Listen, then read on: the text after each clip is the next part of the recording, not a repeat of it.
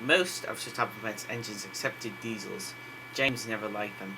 "They're alright," said Henry, "just mixed traffic engines like you and me." "Mixed up engines, you mean," James grunted. "How could they possibly come in and go in if we got windows at each end?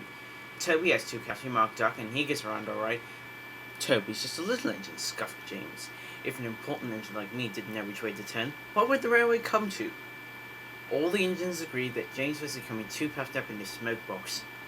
"Making out his royalty or something," grumbled Henry. "It's disgusting."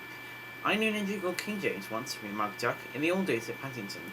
King James the First he was, but he didn't swank about like that." "Och, don't ever telling James that," pleaded Donald. "It's even mair the misery that he'll be making our links." "Exactly," agreed Henry. "But I wonder who's to trim his wheels for him."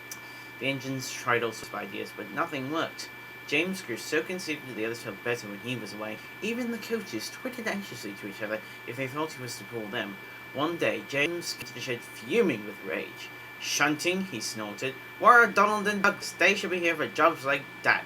But the twins were helping on Everett's branch line, so James had to do the work himself. James's train had long trucks called well wagons. These have buggy wheels at each end with a low section between them. They are used to carry cars, tractors, and other heavy machinery. The shunting should have been easy, but James was cross and bumped the freight cars. "Ow! Ow! Ow! Ow! Ow! Ow!" they cried. Some of them slipped their brakes on despite James. The weather was damp and misty too, so the shunting took a long time. At last, James had only 2 trucks to fetch before his train was ready. Because of the mist, signalmen sometimes found it hard to see what was happening. James's driver had told him that James would whistle when he had collected all the trucks and would clear the points. They had almost finished when suddenly James heard the shout from another engine close by. The signalman heard it too, and thought it was James, saying he was ready. He pulled the lever, setting the points for the main line. But James wasn't ready. The points changed when one of the trucks was halfway over them. One bogie went the right way, but the other was diverted onto the main line, and before James realized it, the truck was traveling sideways between the 2 lines. A signal stood right in its path. "Stop!" squealed the truck, but it was too late. The signal toppled to the ground with a crash, just missing James. "That's torn it," said James's driver. "Said Topham won't like that at all."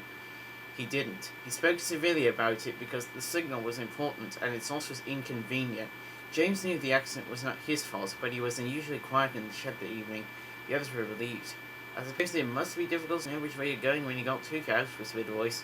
"But to go 2 ways at once with only 1 cab, that really is something." James pretended he hadn't heard.